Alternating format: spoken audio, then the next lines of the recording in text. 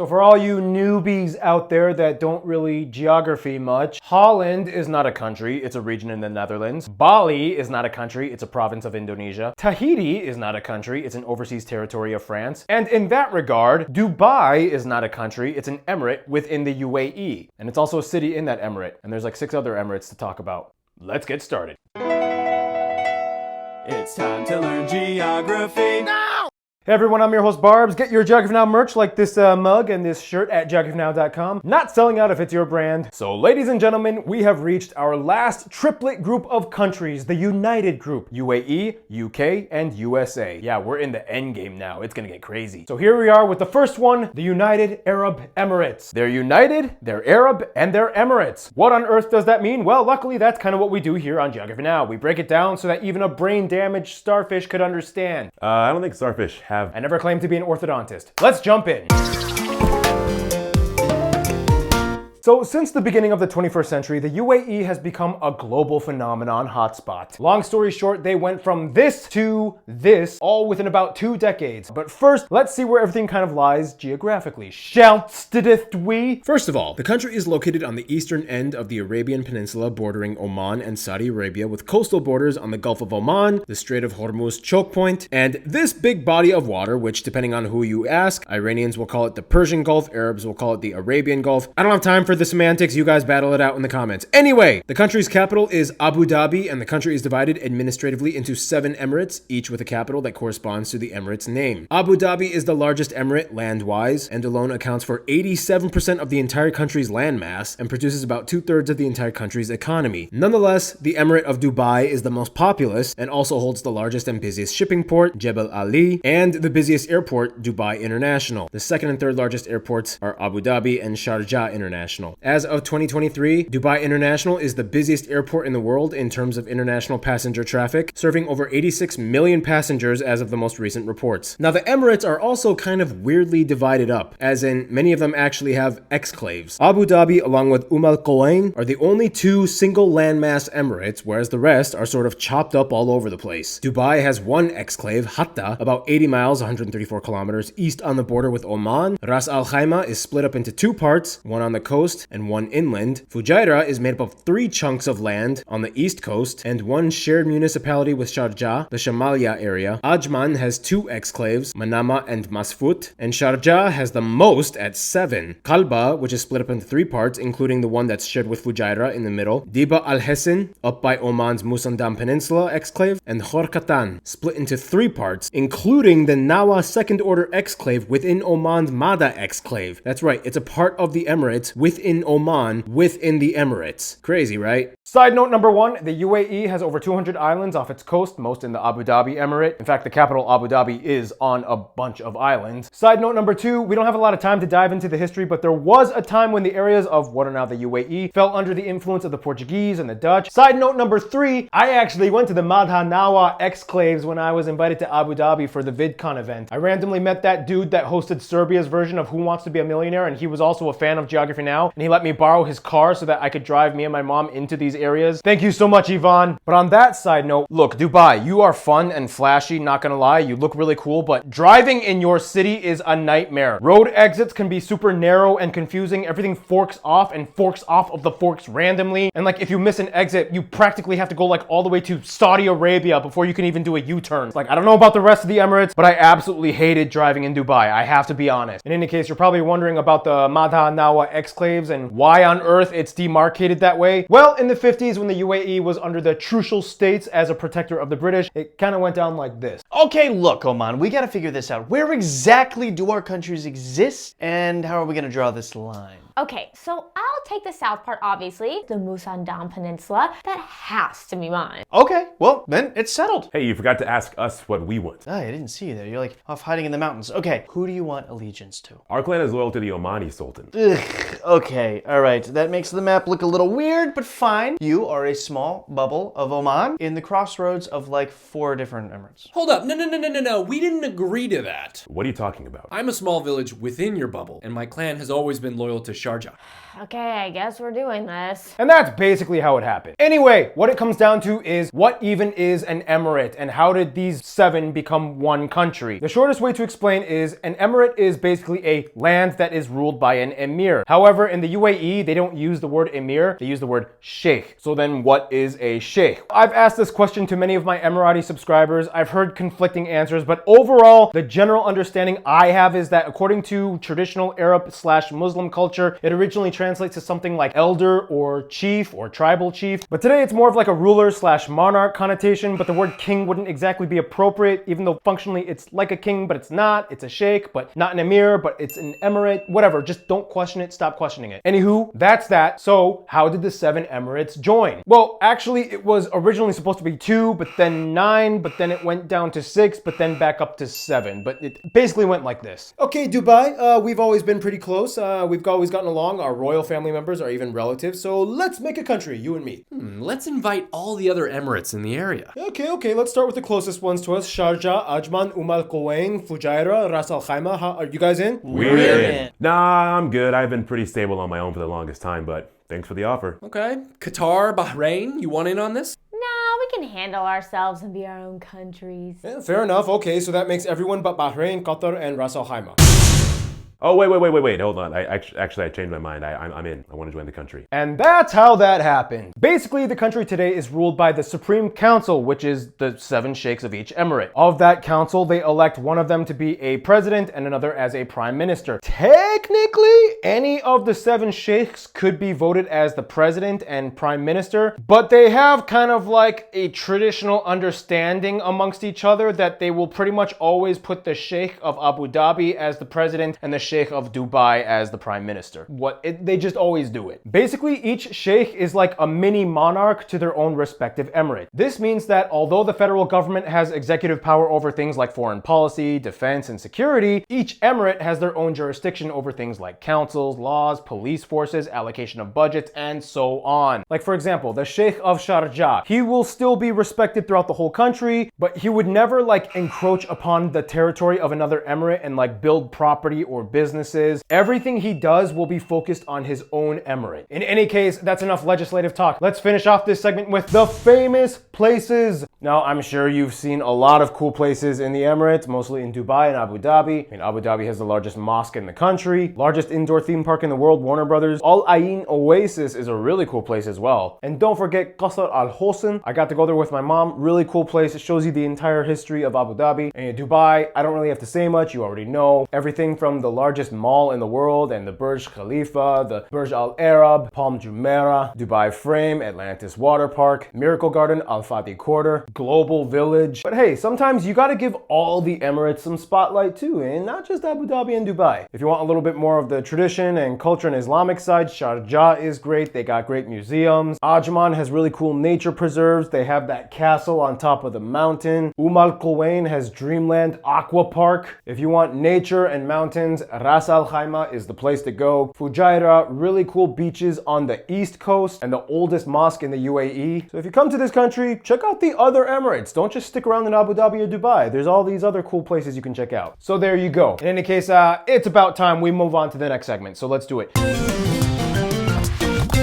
So here we go, the UAE and its land. This is where things get a little interesting. You know, dry, arid terrain. But I promise you, it gets a little more layered than just sand and dunes. Much of the UAE lies in the Rub al Khali, or empty quarter of the Arabian Peninsula. This area is characterized by being a vast open desert with sand dunes. And with that in mind, the UAE is one of the few countries and territories on Earth that does not have any permanent rivers or natural inland bodies of water. I mean, there are tons of man-made lakes you can find, especially across Abu Dhabi Dhabi's desert, such as Stingray Lake, Crescent Moon Lake, and the Super Love Lake, shaped like two interlocking hearts. Some might say of these man-made bodies of water, the Hatta Reservoir is the largest one, blocked off by the Hatta Dam in the Hajar Mountains. In fact, the Hajar Mountain Range, the only one in the entire country, is home to the most seasonal wadis, or mini lakes and ponds, and it is also the most lush and green part of the country where moisture is held better. In this mountain range, in the north part, you can also find the tallest peak, Jebel Jais, just on the border with Oman. Otherwise, within this dry, arid terrain, there are also two oases in the UAE, which have adequate underwater aquifers to support permanent settlements. They are the Liwa Oasis in the south and the Al Buraimi Oasis in the east near Oman. These two oases provide water that is used for most of the agriculture in the UAE, whereas water for human consumption is almost exclusively provided from desalination plants along the coast that convert seawater into potable drinking water. So like some of the other countries in the GCC, the UAE lies in a very unique location. On the surface, you'd think it's just desolate, arid sand dunes, but underneath, liquid gold. They have either the 7th or 6th largest known oil reserves in the world. Speaking of liquids, it's time for my triple shot of espresso break, and with that, here comes Noah to finish off the segment.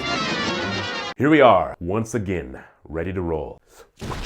So as mentioned, the UAE has lots of oil, and 96% of their offshore inland reserves are in the Abu Dhabi Emirate, holding about 100 billion barrels, producing about 3.2 million barrels of petroleum per day. Although yes, the petroleum exports take up about 3/4 of their state budget, and their economy is still heavily dependent on the resource, the country has made bold moves to diversify their portfolio. And no bigger experiment was held than by Dubai. How did it get so world-renowned? Well, it basically kind of went like this. We're the only other Emirates that have some oil reserves, but nowhere near what Abu Dhabi has. Not that we are trying to compete, because we're all one country, but there is no way we can have their level of commerce. So, what's the plan? Why don't I try everything but the oil thing? And with that, Dubai became sort of like the guinea pig that took the biggest risks in regards to investing in outside streams of revenue. With extreme PR and marketing tactics suddenly out of nowhere in the early 2000s, everybody around the world knew the name Dubai. Overall, Dubai surged its way into becoming a global city. But then, I can be flashy too. and now Abu Dhabi is everything from Ferrari World to a space agency. But outside the skyscrapers and concrete lies a more natural side of the Emirates. And with that, here's Gary Harlow with the animal segment. Take it away.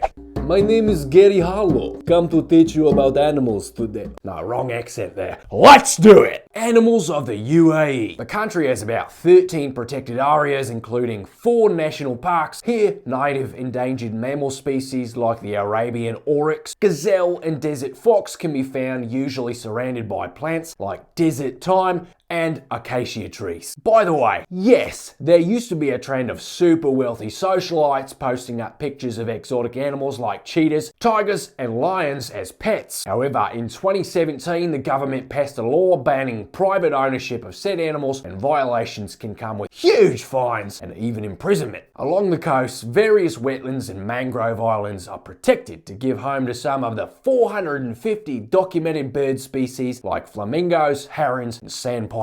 Even the national bird, the golden falcon, can be spotted. Sometimes it even tries to hunt said flamingos or sandpipers. You gotta eat. And now I will demonstrate how a golden hawk tries to eat flamingos or sandpipers.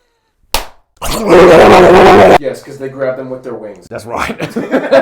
Off the coast, the warm waters allow for a variety of soft and hard coral species to grow, which in return make a home for other species like hawksbill turtles, dugongs, spinner dolphins, and if you're lucky, a whale shark might swing by. Unfortunately, one concern is that all the fast construction projects often affect the environment. Hundreds of square miles of coastal reefs were destroyed by land reclamation projects to create artificial islands. These issues have been brought up, and the country has initiated conservation efforts to salvage and preserve their wildlife as best as they can. In any case, one of the rarest species in this country is the actual Emirati citizen. They typically consume a diet of gold and platinum, but if they are watching their figure, maybe just a light snack of pearls and rubies. That's all for me, folks. Off I go!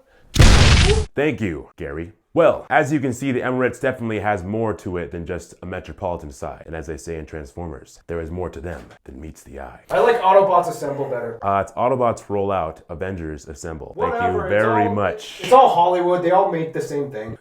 Most food to this day is imported from outside. However, even in antiquity, the Emirates has had their distinct cuisine. To talk more about the food, here's one of our jogger peeps to explain. Hey, Noah, so we had a subscriber, but they had to back out at the last second. I'll do the food. In terms of actual traditional Emirati cuisine, we kind of have to go back to the Bedouin culture of the Arabian Peninsula. Basically, there were two types of proteins. Inland, the Bedouins usually were livestock herders with camels and cows. They would typically eat those meats and they would drink a lot of camel milk, whereas the pearl divers on the coast would typically eat a lot more seafood. Typical breakfast dishes include things like these: balalit, tanga, khamir, chibab. Lunch and dinner dishes more commonly seen might include things like kabza, quzi, kawa, or Arabic coffee is in every household. Luqyamat is a good dessert. You drizzle the honey on top. It's really good. So yeah, if you're hungry, the Emirates will not disappoint. Back to you, Noah. Thank you. Well, that's all for me this time around. I think it's only appropriate for me to say, roll out. Autobots assemble.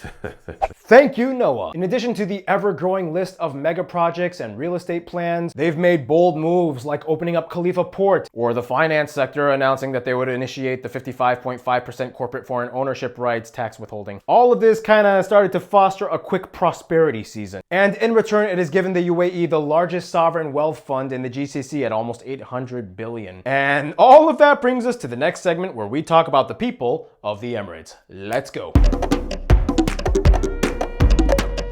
So I asked my Emirati subscribers to describe the differences between the 7 Emirates, and correct me if I'm wrong, but to the best of my understanding, it seems like they kind of said this. Abu Dhabi, the big guy, the head honcho that produces most of the money and kind of holds most of the country together. Dubai is like the flashy social media influencer brother that likes to spend lots of money and show off. Sharjah is like the more conservative, traditional older sister that doesn't rebel much, doesn't drink alcohol, but also her money is very tied into Dubai's crazy antics, so she kind of like rolls her eyes and deals with it. Ajman is like the chill middle child, the sidekick that happily shows up to every party. Fujairah is like the fun aunt on the East Coast that likes the beach and hanging out. Al Quwain is like the mysterious, least populated emirate with lots of nature and hiking and fishing and archaeological sites. Ras Al Khaimah is like the naturey mountain emirate. Also, they were the ones that didn't almost join the Emirates because historically they were the richest emirate. So I don't know, Emiratis, how did I do with that explanation? Was that kind of I don't know, let me know if I was in the ballpark. In any case, those are the Emirates. Now let's talk about the people inside of those Emirates. First of all, the country has nearly 10 million people and as of 2021 surpassed Qatar as having the highest expat to citizen ratio in the world. The country is made up somewhere around 88.5% expats and the rest are actual Emirati citizens, mostly Arab in descent. According to the estimates given by each country's embassy that reports on documented expats, it is speculated that of the expat community, about 27% come from India, 13% Pakistan, Bangladeshis make up about 7%, Filipinos 6%, Egyptians and Iranians each at about 5%, and the rest of the expats are represented by over 100 nationalities across the world. They use the dirham as their currency, they use the types C and D plug outlets, and they drive on the right side of the road. Language-wise, Standard Arabic is the official language taught in schools. However, Emiratis speak with a Gulf dialect. However, on that note, English is the most commonly used language in the country, especially between expats and Emiratis. You go there speaking English, you'll be fine. Religion. Okay, this is where things are gonna get a little interesting. Constitutionally, the country designates Islam as the state religion. However, they do allow freedom of worship as long as it does not conflict with public policy or morals. Nonetheless, as of 2022, for the first time, non-Muslims actually outnumbered Muslims, which make up only about 49% of the country. The second largest religious group at about 35% is actually Hindu, mostly derived from the Indian expats, followed by Christians at about 10%, mostly coming from Filipinos, Africans, and some Europeans. In fact, religion in the Emirates has been a somewhat, I don't want to say controversial, but more like a subtly insipid, awkward topic when they engage with other Muslim majority countries. To this day, not only does the UAE allow the construction of places of worship for non-Muslims, but the government actually even funds some of them. This means that some of the more fundamentalist Muslim nations or communities across the world may look at these actions and disagree with the practice. It's like, how can Muslims allow the building, let alone fund something like a Hindu temple?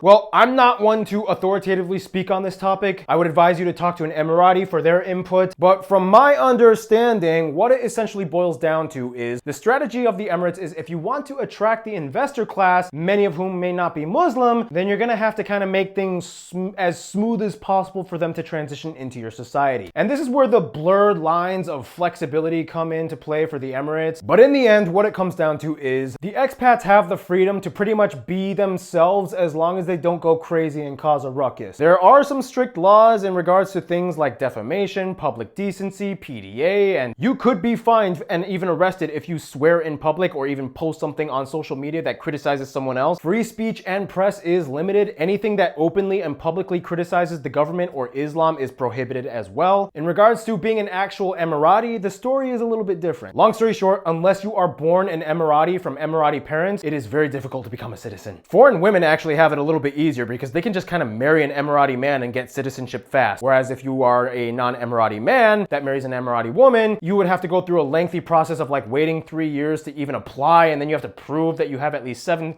consecutive years of living in the country, no criminal record, proof of residence and employment, and then there's like the whole good luck even finding an Emirati woman. But hey, legally it is possible. If you were not born as an Emirati or married into it, the only other chance you have to become a citizen is if you are literally granted it by a high-ranking official, usually in the royal family. Why would you want to become an Emirati citizen? Well, it kind of comes with a lot of amazing perks. It is the strongest of all the GCC passports: free subsidized healthcare and education, free housing or interest-free loans to build a house. They have preference in employment, higher salaries that may come with an extra allowance, food and clothing vouchers, utility subsidies, and even when they get married, they could qualify for a wedding grant up to 70,000 dirhams based off of their income bracket. So think of it. This is one of the reasons why they can't just let everybody become a citizen. Because if they did, considering all the incentives, let's be real, it would render the nation bankrupt. This means, of course, being an expat comes with its own social dynamic. Geography Harsha wrote to me, "It is of course known that expats are more restricted in their ability to take risks in their careers, especially if they have family. If you lose your job, everyone dependent on your visa will be affected. Even if your kids are still in school, you have to be very calculative in your career moves." To talk more about the visa situation stuff, why don't we actually have someone who has lived it? You may have remembered him from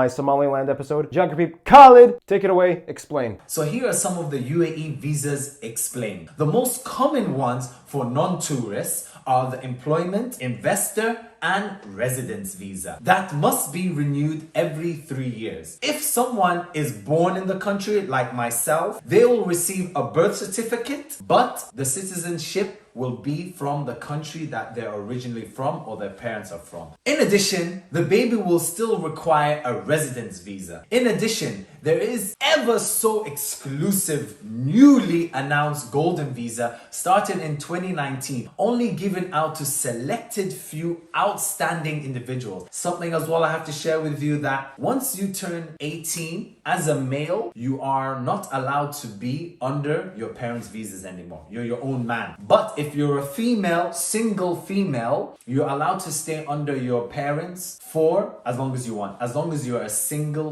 female. All right? So I had to get kicked out of the country when I turned 18, unfortunately, but still go back there and visit. So I hope this helped clears up a few things for you. Thank you very much, and back to you, Paul. Thank you, Khalid. Now here's the deal. At this point, I know what you're all thinking. We've all seen those news articles about expats being mistreated. It was kind of bad in the beginning of the early 2000s. Even the government acknowledges it. This was brought to the attention of the government, and they have heavily cracked down on the broken kafala system abuses. In 2016 and 18, the labor court issued new reforms that gave expat workers more rights. So there you go. Okay, that was a lot. Enough of the legalities of the people in the Emirates. Let's jump into something a little bit more exhilarating and fun. Why don't we jump into it with Art with the sports part. Hey guys, I'm Art. Yeah, no, actually, Art is busy. He has work. He has stuff to do. People have lives, man. So I will fill in for Art's sports part. So when it comes to athletics, let's be real. The Emirates is more of like a I'll host the event and you guys go nuts. So many competitions are held in this country every year, like the Dubai Duty-Free Tennis Championships, Dubai World Cup of Horse Racing, the UAE Cycling Tour, the Abu Dhabi Grand Prix. In terms of actual athleticism though, most traditional sports in the Arabian Peninsula are focused more on like operating some kind of animal or contraption rather than putting your own body through strenuous activity, such as camel racing or dhow boat racing or falconry. And by the way, they have robotic camel racing too, because you know the controversy of the child jockeys being injured. They have, yeah, that's why. However, the love of camel racing has also sort of translated into a sort of love of equestrian sports as well. In fact, the current ruler of Dubai, Sheikh Mohammed bin Rashid Al Maktoum, has not only competed in several horsing racing events, but has won quite a few and even started his own global racing operation. And his first cousin, once removed, Ahmed Al Maktoum, won the Emirates' first and only Olympic gold medal to this day in sport shooting. Yeah, the Maktoum family, they got a competitive side. side. In any case, one final thing you can do in the Emirates, extreme sports. You guys have probably seen the videos and pictures of Ski Dubai, the world's first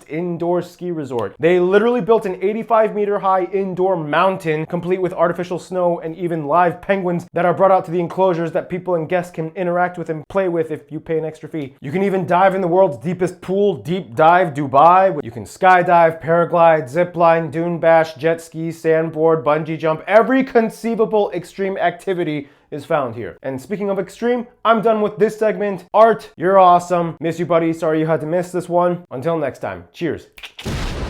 Yeah, the Emirates has had quite a bit on its plate when it comes to the social framework and mode of operation, and sometimes the question gets brought up, with all these foreign influences and values being brought into the country, does it kind of play any role in, I don't know, decreasing or compromising what may be considered Emirati culture or Arabic language and maybe even Islamic tradition? If you ask an Emirati, most of them would probably say no, because the people have legitimized their monarchs, they are happy with them, and as long as their system allows them to grow and prosper, there shouldn't be a need to look too much into it. And Emirati culture does exist. And with that, why don't we jump into the culture segment with Random Hannah. Hannah, take it away.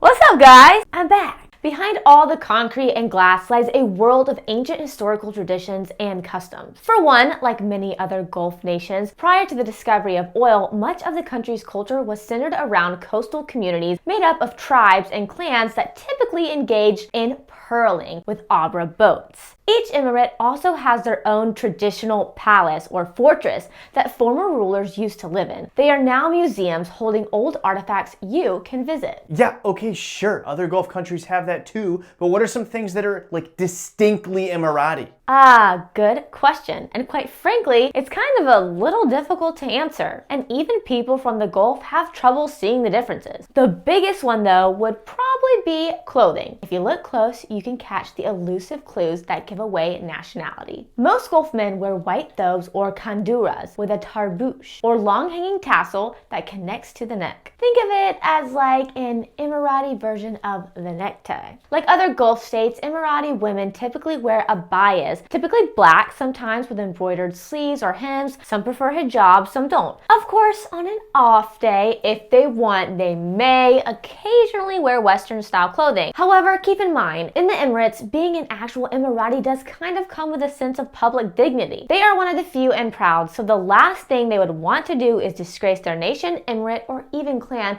with outlandish clothing in public. Sometimes they end up looking too good and get kicked out of Saudi Arabia for being too handsome. Really? Yeah. That's great. That's hilarious. Oh my gosh. Anyway, back to the traditional stuff. Much of Emirati culture is also centered around Bedouin customs or nomadic peoples of the Arabian Peninsula that many Emirates are descendants from. They were desert innovators that created things like the Barjeel wind catcher towers that ventilated houses to the Falaj irrigation system that allowed crops to be grown in the desert. Nothing speaks more of the Emirati home than the majlis, or traditional sitting area with carpets on the floor, cushions on the walls, where people talk, discuss, and are served coffee. Occasionally, you might see people greeting others with a khashmak, or the nose kiss, started as a greeting between Bedouins who had their hands full. Or you might hear an al-haida, which is the oral tradition of calling camel flocks. In regards to the arts, all tali weaving and embroidery, metalwork, camel hair textiles, pottery, and calligraphy are a huge part of Emirati tradition. Cinema-wise, the UAE has gone through a significant transformation in recent years, now becoming a world-class hub for filming, and they host multiple film festivals through the year. The government even subsidizes and incentivizes production companies to film in the country. And since then, studios like Image Nation Abu Dhabi, Dubai Film, and Barjoon Entertainment have popped up and become household names for this country. Otherwise, one other new thing that seems to be a part of Emirati culture, beating world records. The longest automated metro network, the largest choreographed fountain, the longest zipline, the longest painting. It goes on and on. Speaking of things that never end, Keith's appearance on this show, but we actually don't know if Keith is going to be in this episode, because I guess this is the new thing I say, we never know. So take it to Keith, or take it to Somebody else. somebody else. Woo! Yeah, Keith is not here today. He has a wife, he has work to do, so yeah, why don't we have an actual Emirati explain this segment? Here's Geography Jude with the music segment. Marhaba, my name is Jude Al-Graisi. So, UAE's music, what is it known for? Well, in 2021, Abu Dhabi was actually granted the title of City of Music by UNESCO's Creative Cities Network. Now I know what you're thinking. The UAE's music is just gonna be like every other Arab country, especially the GCCs. Well, yes and no. We do use a lot of the bass instruments. Some of those instruments are the oud, the tabla, which are drums, ney, which is a reed flute, and the rababa, which is an Arabic style fiddle. But we have very distinct ways of using those instruments and dancing to them. The most famous for Emirati music is probably the ayala, which is common at weddings, big events, where you have musicians dancing around with the instruments that they're playing. There's also the al-fajri music, which translates to dawn, which is the music that was sung by fishermen when they would go out to their boats. Al-Azi is also popular style of music, and it's named after a tribe. Shallat is the music of the nomads, or as we call them, Badu, which is sung in nasally voices. Traditional folk music will usually be accompanied by traditional folk dancing, the most popular of which is the yola, and where you see sticks and guns being twirled and thrown around, influenced by pre-oil life. And I know what you're thinking, do the girls have any fun? Yes, we do. Raqsat al-Naashat is usually performed by young girls in colorful traditional dress, putting their hair back and forth. The music of the UAE is extremely diverse, even differing from tribe to tribe. In a contemporary sense, today, the UAE is a hub of music and musical production. World-renowned artists have recorded in the studios in the UAE, including Platinum Records, SAE Studios in Dubai, Soundstruck Studios, and Headline Music Studios. And Dubai, no surprise, is a very popular hub for music videos. And finally, what's something that we do really well? Party. Red Fest in Dubai, the huge international headliners playing at venues such as the annual Formula One concerts at Du Arena, and there are also a lot of smaller venues with open mics throughout the city. Now, we've only really scratched the surface of everything that the UAE has to offer musically, both in the past and the present, but I hope that you enjoyed this segment, and thank you very much. Thank you. Awesome job. So we just covered a lot of information about the Emirates and Emiratis and the people and the expats. Clearly, you can see by now there is a huge global connection with this country. So with that in mind, let's talk about it in our last segment,